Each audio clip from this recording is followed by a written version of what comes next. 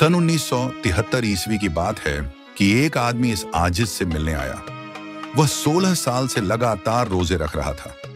मेरे दोस्त बद्दे हैरान हुए कि यह 16 साल से लगातार रोजे रख रहा है।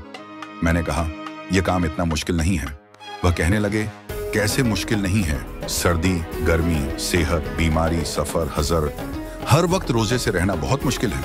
मैंने कहा, अच्छा तो उसी से पूछ लें। चुनांचे उन्होंने उस आदमी से पूछा कि क्या आपको रोजा रखने में कोई दिक्कत पेश आती है?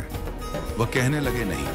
फिर वह मुझे कहने लगे कि यह क्या मामला है। मैंने कहा, यह इसकी आदत बन गई है। कुछ लोग दिन में 3 दफा खाना खाते हैं और कुछ लोग सुबह और शाम 2 दफा खाते हैं। इसी तरह आप यूं समझें कि यह भी दिन में 2 दफा खाना खाते हैं, 1 दफा सहरी के वक्त और 1 दफा इफ्तियारी के वक्त। लिहाजा इनकी यह आदत बन गई है।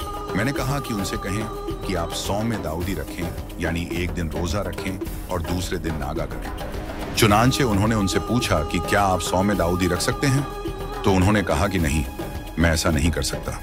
उन्होंने पूछा, वह क्यों? तो कहने लगे, इसलिए कि यह तो मेरी आदत बन गई है और दिन के वक्त अब मेरा कुछ खाने को दिल ही नहीं करता। अगर मैं एक दिन खाऊं और एक दिन रोजा रखूं तो इसमें मेरे नफ्स पर ज्यादा बोझ होगा, जो कि मेरे लिए बहुत मुश्किल है। मैंने कहा, देखो, यह जो अपनी मर्जी से मुजाहिदा करते हैं वह काम आसान है, लेकिन हदीस में जो तरीका आया है उसके मुताबिक काम करना इसलिए बहुत मुश्किल है। रोजा रखिए मगर सुन्नत के मुवाफिक। एक बुजुर्ग हज के सफर पर गए थे। जब वो एक जगह से गुजर रहे थे, उनके हाथ में एक थैला था, उसमें कुछ पैसे थे। अचानक एक चोर उनके हाथ से थैला छीनकर भाग गया। जब चोर काफी दूर निकल गया, तब अचानक उसकी आंखों की रोशनी खत्म हो गई। आंखों की रोशनी जाते देख उस चोर ने रोना शुरू कर दिया। जब लोगों ने चोर से पूछा, भाई क्या हुआ? तो वो कहने लगा, मैंने एक आदमी का थैला छीना है। वह कोई बद्धा अल्लाह का करीबी बंदा लगता है। मेरी आंखों की रोशनी चली गई। खुदा के लिए मुझे उसके पास पहुंचा दो ताकि मैं उससे माफी मांग सकूं। जब लोगों ने पूछा कि यह किस्सा कहाँ पेश आया, तो कहने लगा, फला नाई की दुकान के करीब पेश आया।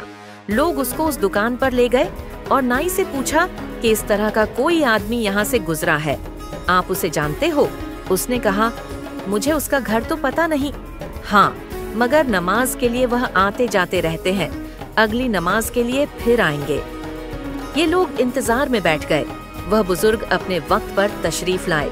लोग उस चोर को उनके पास ले गए तो उस चोर ने जाकर उनके हाथ पांव पकड़ लिए कि मुझसे गलती हो गई, गुनाह हो गया, नादिम हूँ, शर्मिंदा हूँ, मेरी आंखों की रोशनी छिन गई। आप अपने पैसे वापस ले लीजिए और मुझे माफ कर दीजिए ताकि अल्लाह ताला मेरी आंखें ठीक कर दे। वह बुजुर्ग कहने लगे कि मैंने तो तुझे पहले ही माफ कर दिया है। यह सुनकर चोर बड़ा हैरान हुआ। कहने लगा, हजरत, मैं तो आपका थैला छीनकर भागा और आप कहते हैं कि माफी मांगने से पहले ही माफ फरमा दिया। वह फरमाने लगे, हाँ, मेरे दिल में कोई बात आ गई थी।